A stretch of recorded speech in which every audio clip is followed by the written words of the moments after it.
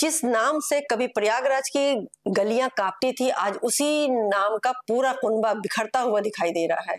एक वक्त था जब अतीक अहमद के इशारे पर शहर की राजनीति बदली जाती थी, ठेके तय होते थे, जमीनों पर कब्जे होते थे और गवाहों की सांसें तब थम जाती थी।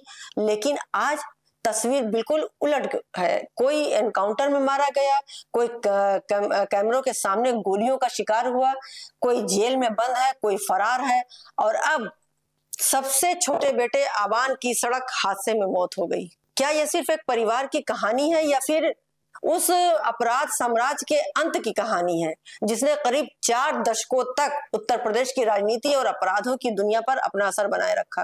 नमस्कार, मैं नाहिद। आज बात उस माफिया साम्राज्य की जिसने डर के दम पर सत्ता हासिल की, लेकिन वक्त और कानून के सामने धीरे धीरे बिखरता चला गया। कहानी शुरू होती है 1970 के दशक के आखिर से, प्रयागराज की चकिया इलाका, जहां एक साधारण परिवार का लड़का अतीक अहमद धीरे धीरे अपराध की दुनिया में कदम रखता है। शुरुआत मारपीट और रंगदारी से हुई, लेकिन देखते ही देखते हत्या, अपहरण, जमीन कब्जाने और वसूली जैसे गंभीर अपराधों ने उसके उत्तर प्रदेश के सबसे चर्चित गैंगस्टर में लाकर खड़ा कर दिया था। लेकिन अतीक सिर्फ अपराधी बनकर नहीं रुका, उसने राजनीति का रास्ता भी चुना, विधायक बना, फिर सांसद बना। यही उसकी सबसे बड़ी ताकत थी।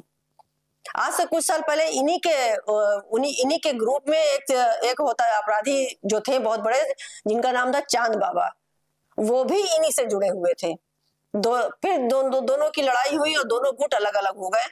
फिर उसके बाद पता चला कि शायद अतीक ने ही उस चांद बाबा के गुट को और चांद बाबा को खासकर उन्होंने ही मारा। अपराध और राजनीति का ऐसा गठजोड़ बना कि पुलिस की कार्रवाई भी कई बार बेअसर दिखाई देती थी। उसके खिलाफ 100 से ज्यादा आपराधिक मामले दर्ज हुए, लेकिन उसका दबदबा लगातार बढ़ता गया। फिर आया वो दौर जिसने अतीक साम्राज्य की नींव हिला दी। साल 2005 में बसपा विधायक राजू पाल की हत्या, इस केस में अतीक अहमद का नाम सामने आया। लेकिन असली मोड़ आया फरवरी 2023 में, जब इस मामले के मुख्य गवाह उमेश पाल की दिनदहाड़े हत्या कर दी गई। सीसीटीवी फुटेज में गोलियां और बमों की बरसात ने पूरे देश को एकदम झकझोर कर रख दिया। जांच आगे बढ़ी तो शक की सुई सीधे अतीक अहमद और उसके बेटे असद और उसके गैंग की तरफ गई। इसके बाद उत्तर प्रदेश पुलिस और एसटीएफ ने अभियान तेज कर दिया। 13 अप्रैल 2023 अतीक का बेटा असद अहमद और शूटर गुलाम झांसी में एसटीएफ के एनकाउंटर में मारे गए। जिस बेटे को अतीक अपना राजनीतिक उत्तराधिकारी मानता था, उसका अंत इसी तरह हुआ। लेकिन कहानी यहीं पर नहीं खत्म हुई। 15 अप्रैल 2023 की रात प्रयागराज में मेडिकल जांच के लिए ले जाए जा रहे अतीक अहमद और उसके भाई अशरफ पर कैमरों के सामने ताबड़तोड़ गोलियां चली। दोनों की मौके पर ही मौत हो गई। ये घटना पूरे देश में सुर्खियां बनी और कानून व्यवस्था पर बड़े सवाल खड़े हुए कि जब एक पुलिस के सामने कोई सुरक्षित नहीं है तो एक आम जनता या एक आम आदमी कैसे सुरक्षित अपने आप को समझ ले।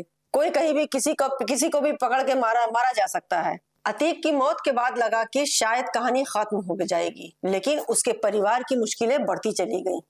पत्नी शाइस्ता परवीन आज भी कई मामलों में वांछित हैं और लंबे समय से फरार बताई जा रही हैं। उस पर भी इनाम घोषित किया गया है। बेटा अली अहमद अलग अलग मामलों में जेल में बंद है। उमर अहमद भी जेल में है। परिवार के कई करीबी को तो यूं ही गिरफ्तार किए हुए या फिर जांच एजेंसियों के रडार पर आ गए हैं। और अब अगस्त 2026 में एक और खबर आई। अतीक अहमद का सबसे छोटा बेटा अबान सड़क हादसे का शिकार हो गया।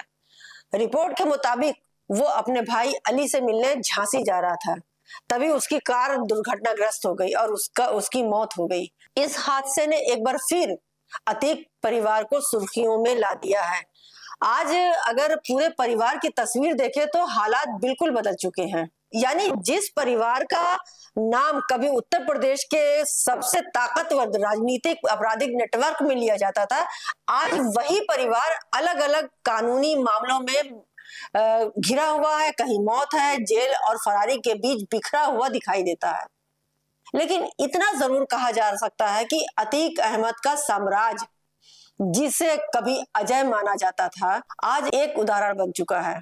कभी सत्ता और खौफ उसकी सबसे बड़ी ताकत थी। आज उसके परिवार की कहानी ये सवाल छोड़ जाती है कि क्या अपराध के दम पर खड़ा कोई भी साम्राज्य हमेशा टिक सकता है? कभी नहीं टिक सकता है। आपकी इस पूरे मामले में आपकी अपनी राय क्या है? हमें कमेंट बॉक्स में जरूर बताइएगा, ताकि हम आने वाले टाइम में उस चीज को सामने रख सके और लोगों को बता सके कि अगर कानून और डर के उसमें साम्राज्य बनता है तो वो कैसे ढहाया जाता है, किस तरह ढहता है, ताकि आने वाली पीढ़ी अपना साम्राज्य कानून के बल पे या डराने धमकाने के बल पे बनाने से पहले एक बार सोचे कि इसकी जिंदगी कितनी है।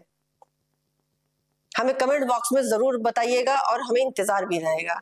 हमारे चैनल को सब्सक्राइब करें, बेल आइकन दबाना ना भूलें, ताकि इस वीडियो से आप हमेशा से जुड़े रहें, कहीं ये कोई वीडियो आपसे मिस ना हो जाए। आज के लिए बस इतना ही, इजाजत दीजिए और देखते रहिए एक संदेश। नमस्कार, जय हिंद।